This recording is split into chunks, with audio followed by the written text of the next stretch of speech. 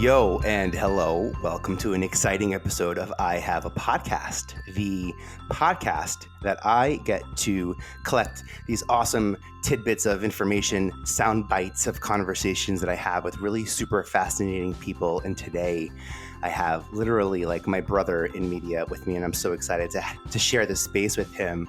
What's up, Quddus? What's up, my brother from another mother? My mom does say hello, first and foremost. Amazing. Like there's always the check-in, you know. Yes. You are family to me. How are you? Oh, so well. Yeah, I feel the same way about you. I mean, the fact is we started our careers together, and we've managed to stay in touch and continue to encourage each other. So it's special. I'm super grateful for you. I used to get mad when people go, it's show business, not show friends. And I'm like, no, it's more like show family. Yeah. Isn't that who runs the show businesses, show family? So like, ideally, you got to fam up. I'm so lucky I fammed up with you early on. Yeah. I mean, I think about our time at MTV, like my college. That's when I would have been in college. So I look at you like a fraternity brother. I love that. It's funny to think of MTV as a continuation of college, because when I went to college, I did like student government and choir tour during spring break. And then when I got to MTV, I did spring break. Like real. I caught up. I was like, oh, that's what it's like. Yeah. Oh my God. There's nothing like MTV Spring Break. I still have some photos in a shoebox somewhere, and all the dancing girls everywhere. DJ Scribble. You remember? Yep. I love that man. Sean Paul, when he had perfect locks. That was just really classic stuff. You know, I'll tell you what, Ananda Lewis taught me at Spring Break 1999 that wardrobe needs to bring denim for the women. And I always insisted on that. Now, I have nothing to do with wardrobe, but I just would like push that note every once in a while. Yeah. Ananda very glad I did that. Yeah. I'll never forget Ananda gave me some great advice when I first started, because I asked her, I said, listen, I'm new at this. I'm not even going to act like I know what I'm doing. What kind of advice can you give me? And she goes, you know, most important thing I could tell you is to know the power of saying no. And it took me years to actually understand that. Yeah. That took my breath away, because I'm like, she never told me that. I listened to her. She could have saved me years. Advice envy. Yeah. Well, the thing about advice, her. It's interesting, because we're about to go in and talk about all sorts of insights about how to create content. And I'm sure the people listening right now are going to absorb every bit of it, retain every bit of it, apply every bit of it. But I think what I've learned in human development is that most people need to learn the hard way.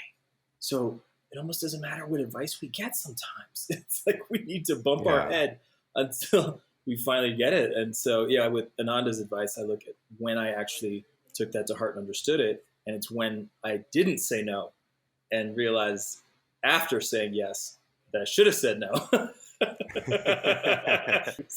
Yeah, I know. Yeah. So there's a lot to be said about advice and also how we actually run with it and what we make of it. But to your point, I love that about advice. And I've sort of always looked at advice that I've either sought out or just received. And I've always sort of seen it the same way as like, oh, maybe like next time at bat, I'll try like hitting it this way and see if they're right. Because you have to keep at those at bats though. Yes. Like you have to keep putting yourself in a situation where you can keep testing. Because most of the time people giving advice are projecting because it's what they experienced and what helped them get through that experience. Not necessarily because it's an absolute truth and it's going to apply in our situation, because it might be distinct. So there's a lot to navigate with advice. I think advice is a really tricky thing. Can you think about this? Like if advice was actually the most effective way to educate, we would be in a different world, because we're in a world now where there's so much advice on YouTube.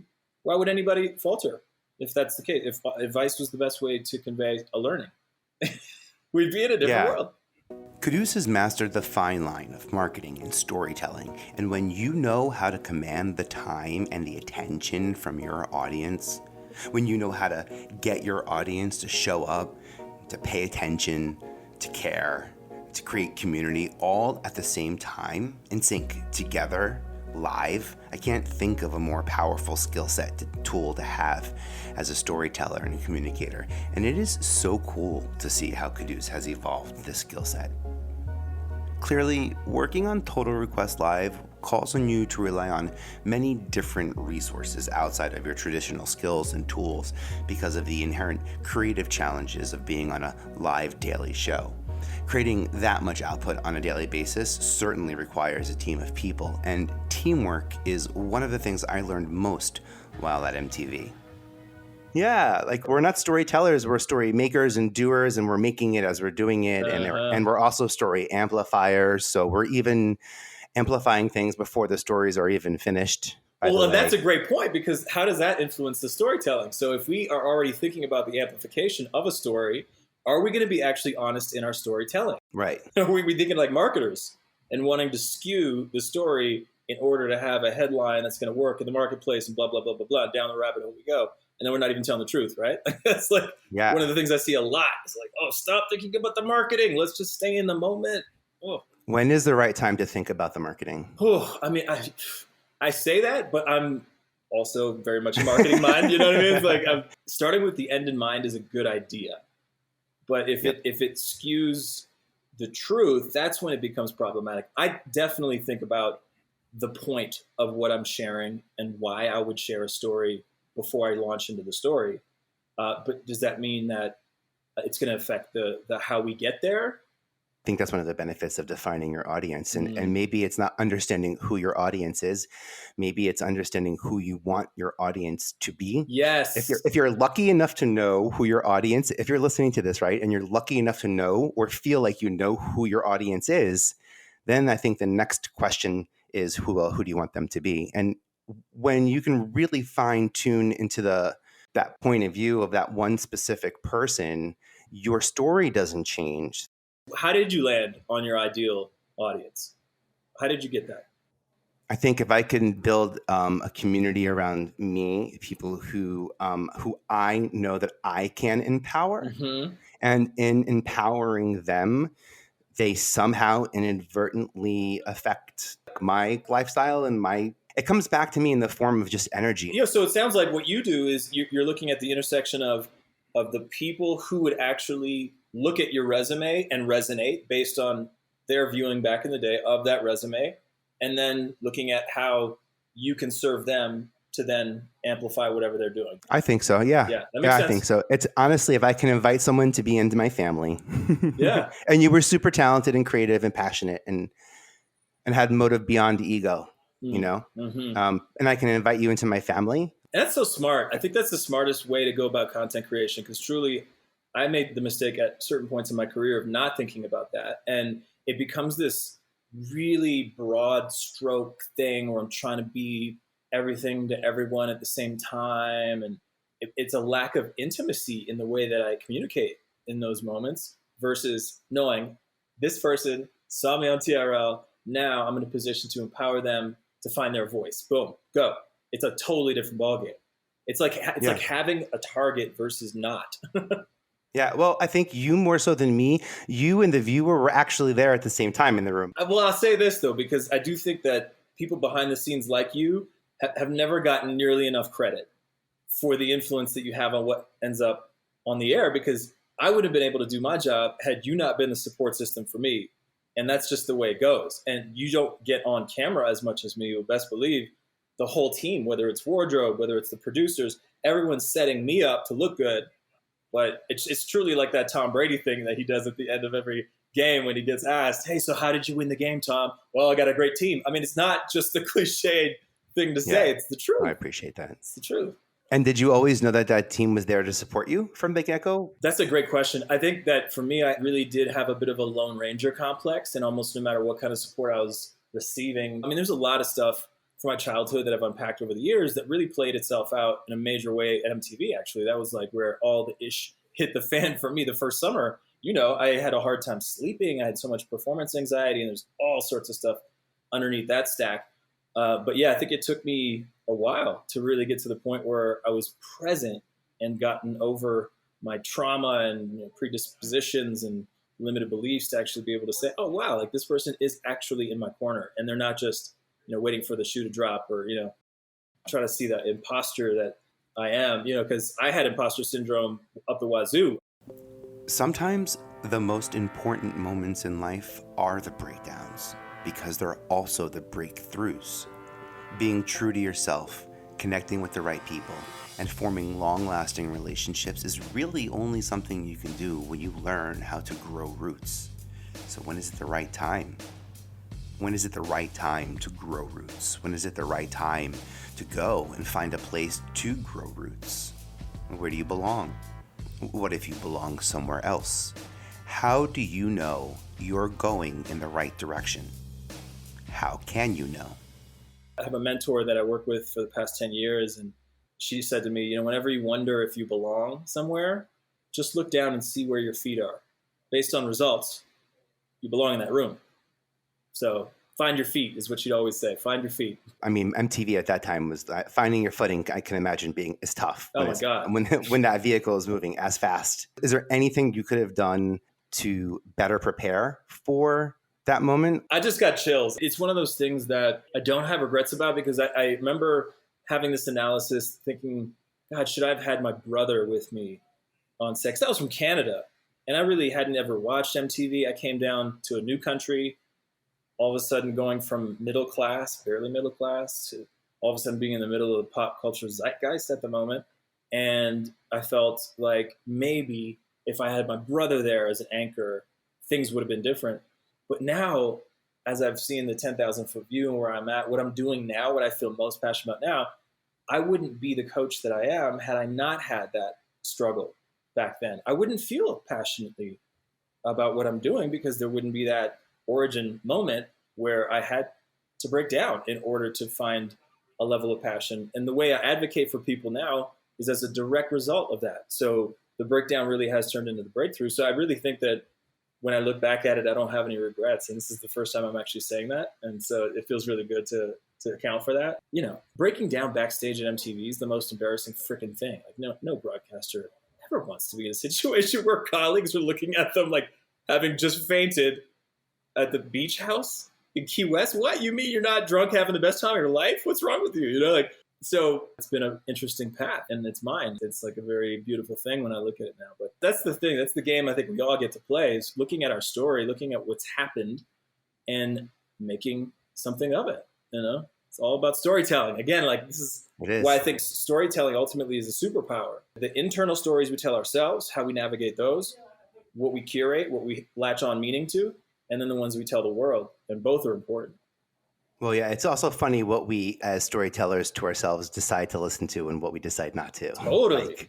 Like advice, I don't listen to advice, but a bad story about me, oh, tell me more. Yeah, totally. Yeah, to validate whatever kind of core belief we have about ourselves. And ultimately, we want to be right, even if it's at our worst kind of spin. So it's really dynamic, man. And that's why I love doing what I do and working with people intimately. And you can relate to this, I'm sure, because you've gotten in so many conversations with people that don't open up to other people. We're doulas for the people that have the biggest voices in the world, Yeah, I like that. Doer doulas. And I think everybody on a certain level has that role to play. Like even as a listener in a conversation, we can be the space for that person to unfold and to really reveal themselves and experience themselves being heard and seen and honored and celebrated. And you said in the breakdowns comes the breakthrough? Breakdowns can lead to breakthroughs. I think, unfortunately, and I won't say this is an absolute truth, but unfortunately, most people need to experience a breakdown in order to be humbled enough and open enough to receive a breakthrough. And unfortunately, that equation plays itself out more often than not. But that's the thing. And that's the thing that's really comforting, is that when I'm in a breakdown now I know it's like clockwork. If I can just own my side of the street here, see the gold, see the lesson here, I will emerge stronger. There's that cliche, what doesn't kill you only makes you stronger. And I truly believe that. I mean, I've been through some stuff lately, and I didn't see the redemption in it when I was in it. But now looking back at it, I say, oh, wow, yeah. Now I have an empathy that's humongous. I could talk to someone about a divorce and look at them with such compassion, and that will elicit a different relationship than it would have 4 years ago. What is something that an experience or a conversation you had while at MTV that resonates just as you continue to work with people in a coaching? Is there a conversation that you had with talent or an executive? Well, the one that comes up for me is with Q-Tip from A Tribe Called Quest. And it was when I first started, and I was at some party, ended up hanging out with Q-Tip, my hero from growing up. And of course, I was a shameless solicitor of advice from Q-Tip. And I asked him what kind of insight he might have for me. And he said, the most important thing is keeping your integrity intact. No matter what your wardrobe stylist might want to put you in on any given day, no matter what your producer might want you to say on any given day, You got to have your integrity intact. Otherwise, you're going to just start chipping away who you really are until you won't even recognize yourself. I'll never forget that. I literally got chills when you said that to me. And it played out. It truly did. Like the moments when I was in integrity, it's a different Quddus that showed up. So that was huge. You had some awesome wardrobe talent work with you who are killing it. We worked with some top of the line people too. So yeah, we were part of a really special moment. And I haven't seen a moment like that in pop culture since. I mean, they tried to revive TRL. 106 in Park did a good job, I thought, of doing something like what we did at TRL. And they did really well. I mean, at a certain point, their ratings were higher than us. So you could argue that they actually ended up taking our wave and making it even bigger. But since then, I don't know if there's been a show quite like that. There's like American Bandstand back in the day, and then TRL and what now? I don't know.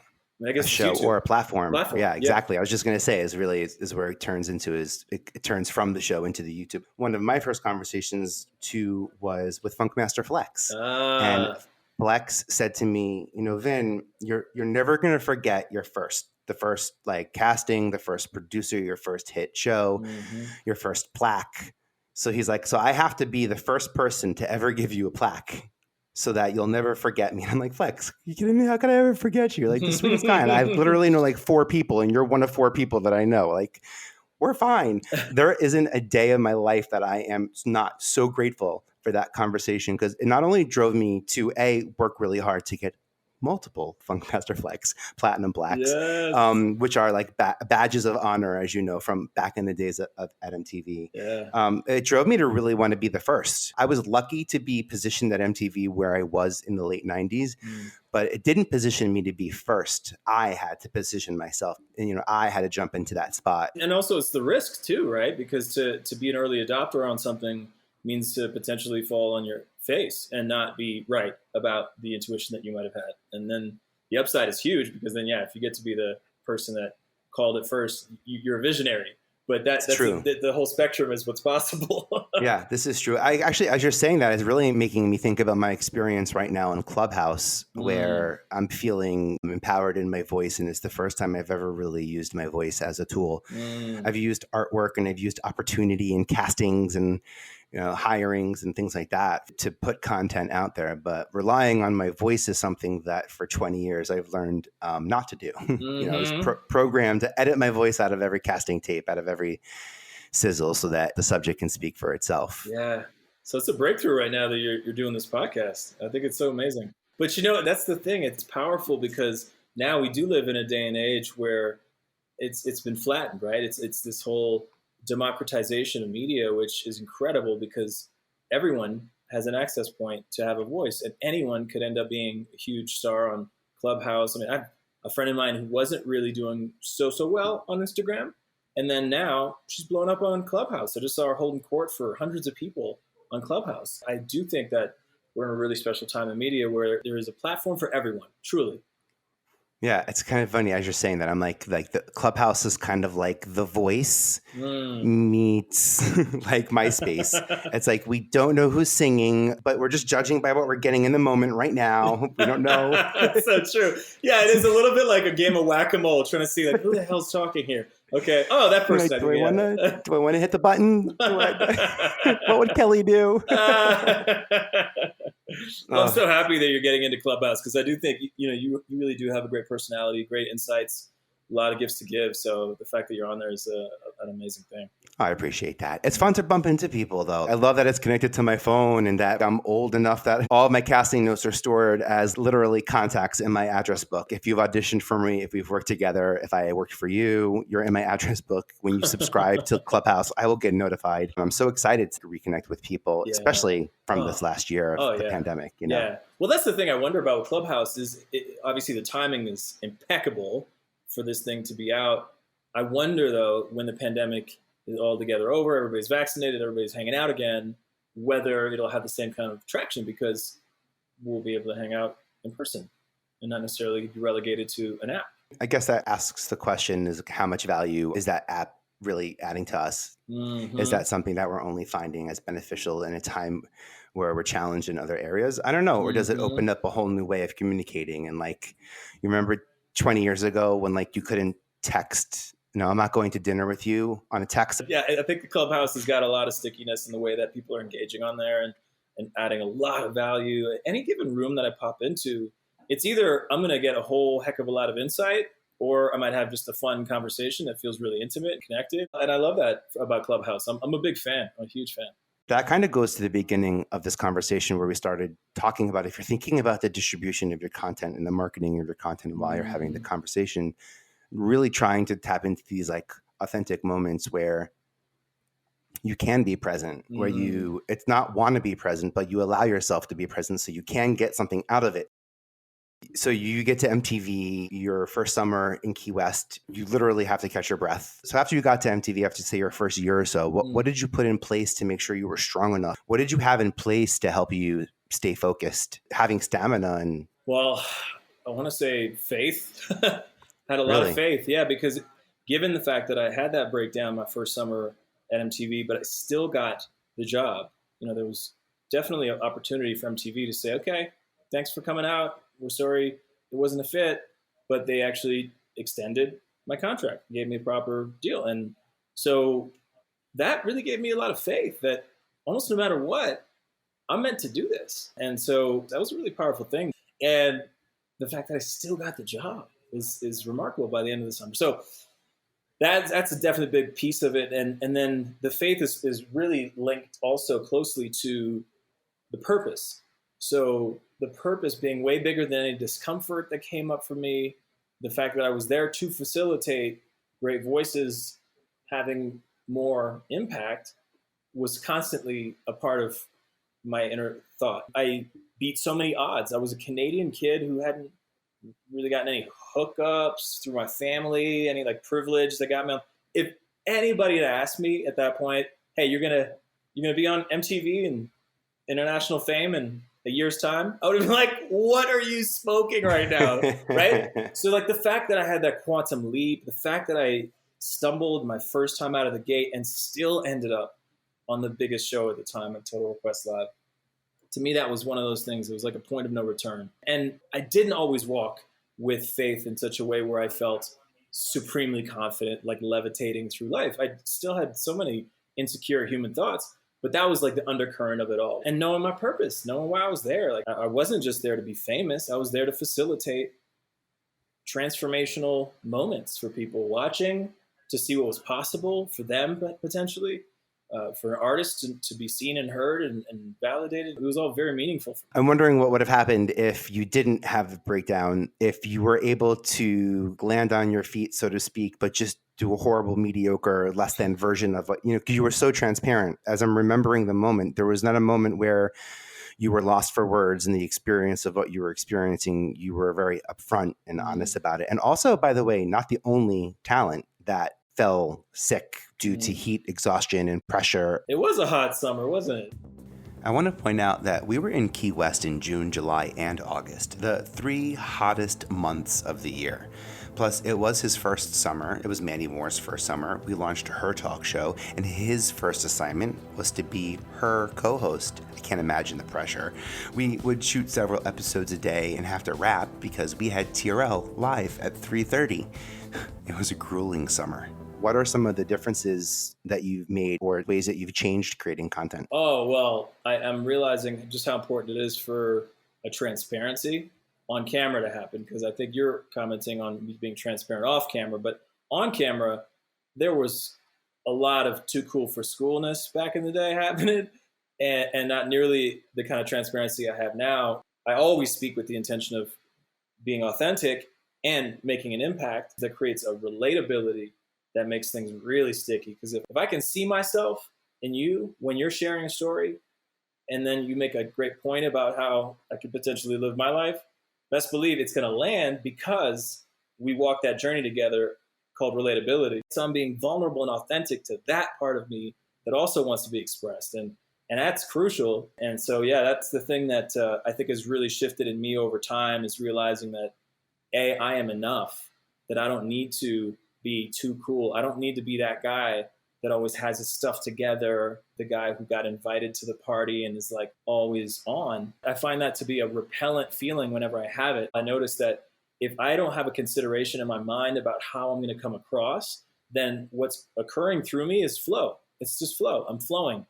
There's no interruption called editing, censoring, concern for what people are going to think about me. And so it's like I'm literally playing jazz, like I remember seeing these great jazz players play live on a trip that I made to Europe, and I was like front row, and I was seeing just how they were going about playing with each other. And they weren't thinking, I need to look better than this guy. They were in the pocket. They were in the music. They truly were. And I think the same thing is true with a good conversation. The person's probably going to be like, oh, this person was deeply listening to me and not at all in his own head. So there's a lot of that has shifted for me is that ability to be present, truly, like get out of my own way, stop making myself not enough. That's a lot of energy that can be allocated to truly being in a conversation.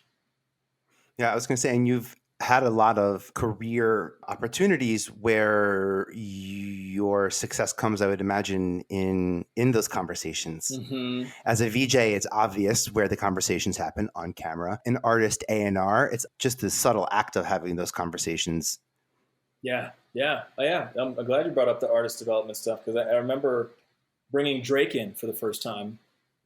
He at the time was on Degrassi High, and he was charting on MySpace. And so a friend of mine from back in Toronto said, hey, you might want to check this guy out since you're over there at MySpace Records and got Interscope as a joint venture. Maybe that's a fit. And so we brought him in, and I remember having a conversation with Drake back when he was promoting Degrassi at MTV. And we had a great conversation, and we walked off set, him and I, and he shared with me that his real passion was music, and he was starting to really work on his music that now we all know was his calling. But I remember not dismissing him, right? Like some people in my position as a VJ may not necessarily have looked at that particular moment as a moment to validate and make sure like he feels encouraged in that new pursuit. Maybe they thought, oh yeah, right. You're going to go into music? Man, why don't you stick with acting? Whatever. I didn't say any of those things. I said, great. I think it's important for you to go after what you really want, and that was the moment where he remembered. And then years later, as I'm this A&R at MySpace Records, and I hit him up in the DMs of MySpace, I say, hey, what's up, man? I see you got a mixtape out. I'm over at MySpace. I'm an A&R now.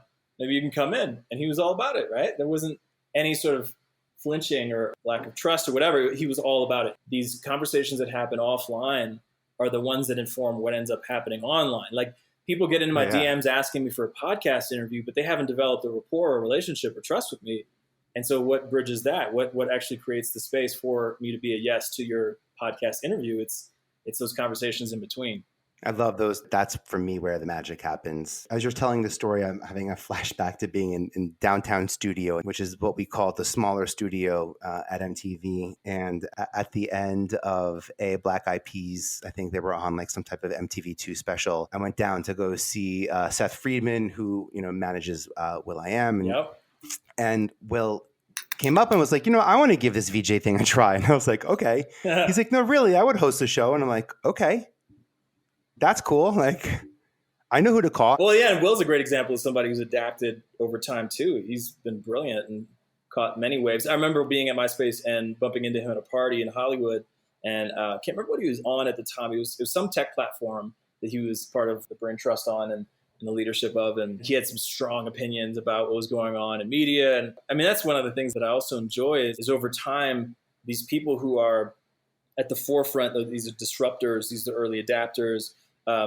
It does require a 10,000 foot view on things to be able to say, I see what's going on and here's how I want to contribute. And I mean, I think that's why I have such a reverence for the founders of Clubhouse, because they looked around at the landscape and they thought, what could add some value here? And they basically adapted on what was podcasting and said, what would it be like to have an interactive podcast? I mean, I just love that ingenuity, that creativity, that willingness to add on.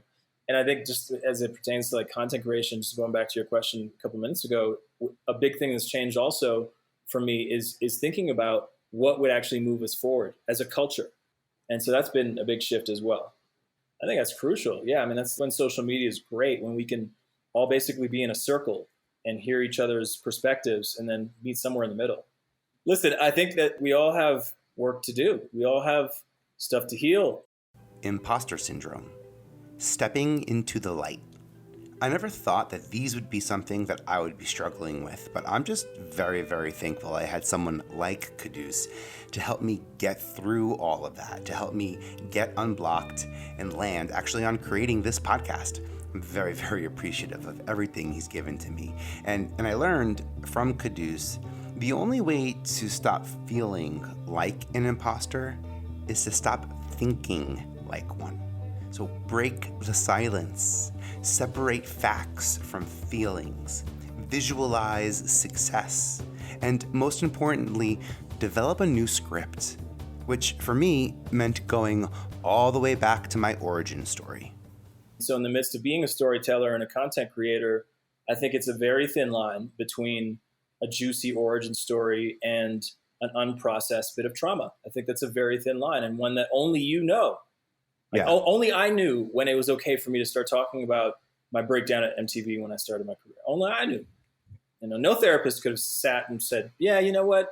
You need to drop that video today. Like, no, that's not how it works. And so I think far be it for anybody to try to tell anybody what their story ought to be and how they ought to share it. I think it's a very sacred and powerful thing. And I think we all need to obviously be honest with ourselves. We all have certain trajectories that I have seen patterns over and over. I mean, I've coached hundreds of people around this stuff. And what I can say is that story that you have, that you're in the midst of sorting out and parsing out and figuring out, okay, what do I tell about what and what is relevant to what I'm doing now? I mean, that's a beautiful journey to be on. That's it. That's like the hero's journey, as Joseph Campbell talked about. You did focus then on not being necessarily the person in the spotlight, but rather the person facilitating the person in the spotlight. So on some level, you did believe that you weren't the one that was worthy to be in the spotlight. And so you've been essentially what Elizabeth Gilbert talks about as a shadow artist in her book, Big Magic. It's just like this idea of like the person who's truly the artist, but who's in the shadow of the artist because of whatever reason, whatever stuff we make up. And so that's what's powerful about this moment and you claiming that origin story is that you are on the microphone now.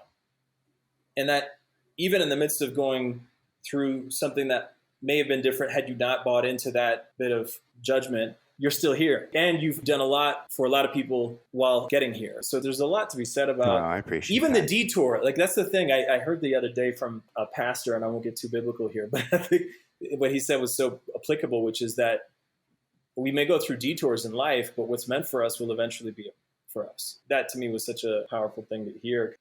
I really appreciate the space and energy just to have that conversation about my origin story. It really is huge because it ends up connecting all the dots and often dissolving some of the things that we've hung on to so tightly, right? And then in the absence of that being the narrative, there is a whole new ball game to play, and that's uncomfortable.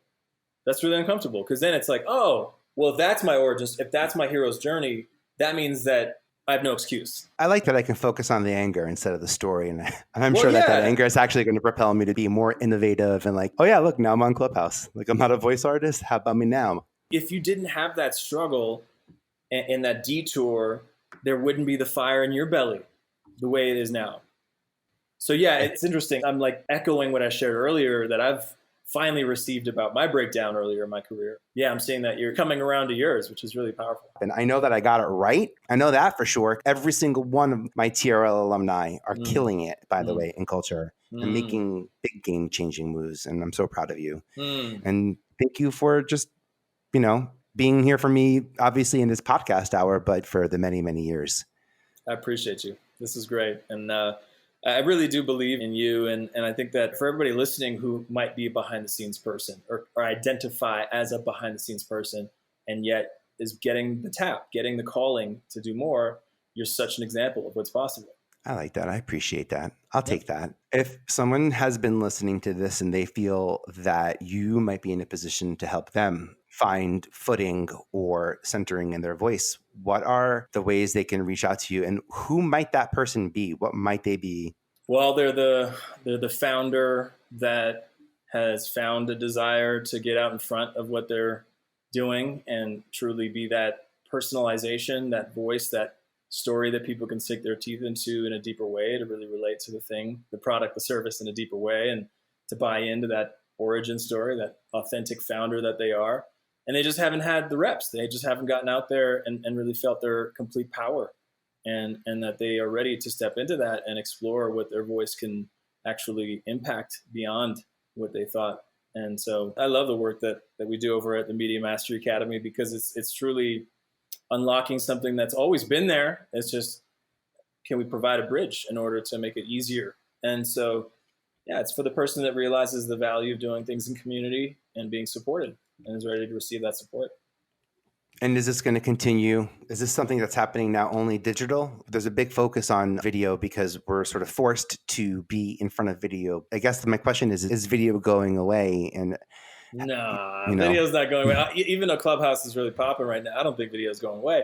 People are always going to want to see the person and how their energy is. And I mean, I remember the radio era back in the day, and there's a lot of value in that, being able to trigger the imagination and see what that person could be like as they're talking. But video has gotten such a foothold. It's still the thing that converts more than anything. I think there's still probably a tendency for people to hear somebody great on Clubhouse, skip over to their Instagram, check out one of their videos, and then buy in altogether. I think that's probably the sequence now. And that's the invitation for everybody right now, is to consider what is the medium that will facilitate that next breakthrough. And it's beautiful. It's beautiful. Well, I love you. Thank you for spending time with us today. By the way, I saw a clip that you shared the other day, and I know we're wrapping up, but I just want to really, really echo something that I saw, which was so valuable, that you shared on your Instagram story. You were literally inside the guts of LinkedIn, pulling jobs that were available and amplifying those availabilities to people who might really want those jobs. And I just thought, wow, I've literally never seen someone on Instagram making a point of being essentially someone's agent and being like, I love it. It was brilliant. So fun. I got this email and it's like, here's 5 jobs. And I'm like, I own my own company. I can never apply for these jobs. But hey, you know what? I would be so lucky that 5 of my friends should fill 5 of these jobs. Mm-hmm. I should go tell my network. If there's anything I know that I surround myself with talent. Well, it says a lot. You make the time, and the content was sharp. It was really well produced. It was like a game show version of Who Wants This Job? Well, I'm glad that connects with you. I hope that I can help people find jobs. I actually love that. LinkedIn is one of my favorite places to be. So if you are listening to this, please connect with me on LinkedIn. I love having conversations there. Thank you much for your time. And until next week. You've been listening to I Have a Podcast with Vinnie Potestivo. If you like what you heard and you want to hear more, please find us at ihaveapodcast.com or wherever you get your podcasts. Thanks a lot for listening, and we'll see you next week.